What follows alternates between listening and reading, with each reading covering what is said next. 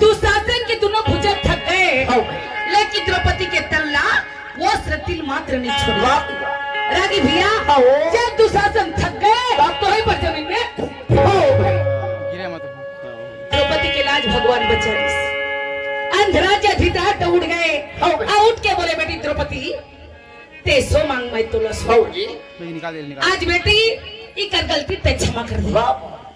देवी द्रौपदी हाथ जोड़ के बोले धृतराष्ट्र और कबीले मैं बार बार पुकारे हूँ, मोर लाज के बचाने वाला कोई नहीं है। धृतराष्ट्र यदि देना चाहता मोर सारी धन संपत्ति पांडव हारे है, मोर सारी धन संपत्ति मोला आपस मिल जाए, कैसी बात है मोला हारे महाराज मत छुटकारा पा जाओ।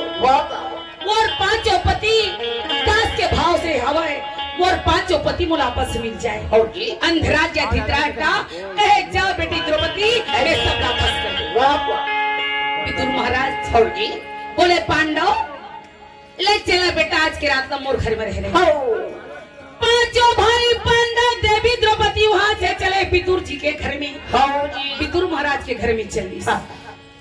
राजा दुर्योधन शकुनी के पास में बोले मामा अरे जीते हुए धन तो मामा ये भाग से निकल गए, मामा अब क्या करना चाहिए?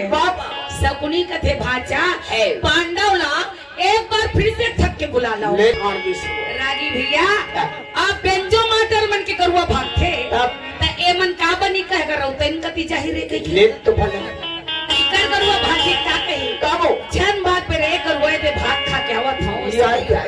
राउत जात बड़ा चलाक होते पर राउत मर रागी भैया दीपावली एकादशी पर किसान का सोहे बांधे जाते बड़ा ये पावर बता था सच के रहा उठे था जी तो सियान मन कहेगा राउत लबारी धर ठाकुर परिवार के द्वारा 25 रुपए।